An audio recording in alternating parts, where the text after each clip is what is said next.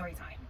I have been processing and really thinking about so many of us, because we get to use communication through social media, that individuals are going through their own level of awakening. And I started thinking of, what does it mean to truly break a cycle? What does it mean to really stand against the grain and go the opposite direction against the masses? And where it really started for me was years ago. Started with corporate America, I'm not gonna lie to you. So we'll start there. At 19, I was working at a Walmart. I was in college, and I requested to have a week or two off so I can study. My finals were around the corner. I was getting ready to graduate, and I was approved for the time off and all that. So, went on about my day. Again, I'm 19 in college, and I get a call to come into Walmart, and the general store manager at the time called me in. So I'm with my store manager at the time, my department manager, excuse me, and he walks me in, and it's just a bunch of men in this room. And I walk in, and the general manager was displaced from Louisiana and took the job. This was during Katrina. Took the job and told me there was no introduction. There was no, good morning, Danielle, or da da da. It was just a blunt, I'm so and so, I'm the general manager, and basically you need to come to work and do your job, and you can't just be gone like that or you'll lose your spot. This man went on, which I've encountered this many times in my career, unfortunately, never even asked me what was going on, never looked at the paperwork or anything. And so at this time, I was pretty still quiet. I wasn't as a chatty person as I am today. I'm glad that I'm not today, by the way. And it was in that moment that I'm just like, this man who I don't know, it has the audacity and the balls to tell me about me. Okay. I let him finish. I'm looking around the room of all these men and managers, and I'm just like, I'm quite impressed, not in a good way. Once he finished, I interjected. I had my own audacity, and I said, well, good morning, everyone. And yes, I am Danielle, and yes, I was in the toys department at the time. And I said, well, let me just state that you obviously didn't do your research or something. I asked for that time off, and I'm studying for my finals. And no offense to you, sir, but if I really cared about this job so much, I would be here every day. But I'm in college, and I'm studying for my finals. And knowing the gifts that I have, I will take your job in the next 3 weeks when I graduate. Don't play with me.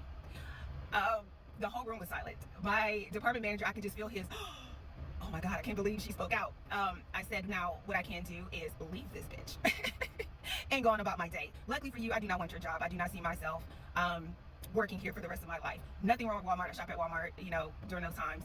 But my point is, don't come for me. You got to be tripping. And once we walked out of that meeting, my department manager said, wow, I have not seen anyone stand up to someone else. Funny part is that has happened time and time and time again. And so it made me think about breaking generational trauma, not just in corporate, family, friends, what have you. When my children were middle school and elementary, respectively, there was an incident, and I realized that I'm just as toxic as the people who took care of me.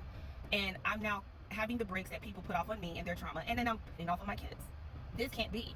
So luckily, we caught that early on, and I actually was accountable to my children. We had a conversation, and we expressed how we felt, and I told them that I am carrying a lot of anger, a lot of stress from people in my immediate environment, and then instead of dealing with it, I'm passing it off to my children.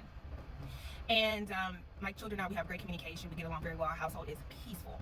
But it just had me thinking that you have people with that insane, again, TV show, the toxic delusion of, I own you. You are my property. And you having to speak up and say, no, I'm not.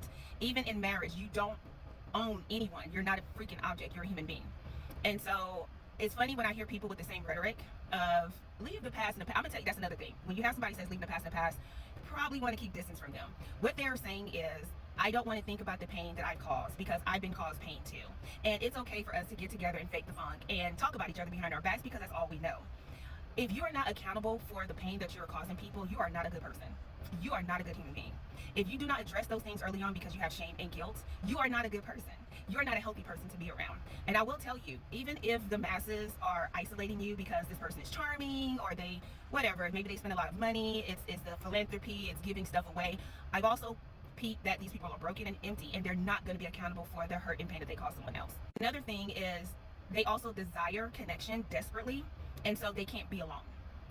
It's usually hyper anxiety. They're victimized. Woe is me. It's nobody loves me. Nobody wants me. They're overly trauma dumping on someone.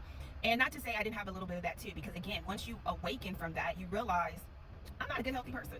So if you are out doing your work and doing what you need to do better and being accountable, and you are safe enough to say, I no longer want to be a part of this, do your work, because people are not going to learn, and their bottom fallout is not going to be what you think it is. Really, I believe a bottom fallout for anyone that needs a wake-up call is when everyone says no. Everyone shuts the door. Everyone, there's no access, there's no resources. They have no choice but to figure out their shit. I met a young man years ago who was a diagnosed narcissist. He actually stated, I lost my wife, I lost my children, I lost, like, my family wouldn't help me, my friends wouldn't help me, I was going to different places. I was literally on the streets, and that's when I realized I need to do something better. I literally can't use anyone else anymore. I'm literally on the streets. And I listened to this young man, and he said that was the day that he got into a shelter, and then he went to a therapist, and he was diagnosed as a narcissist. And he has to really relearn empathy, stop manipulating people, stop gaslighting people for an emptiness that is so insatiable that would never have a fulfillment. And it took him losing every piece of access to someone just to wake the hell up. So when you are trying to find balance in life, it's not about adding more or following someone else's script. It really does take you time away from the noise in the world and saying, who am I? What have I been? Where am I going? What specific steps am I taking?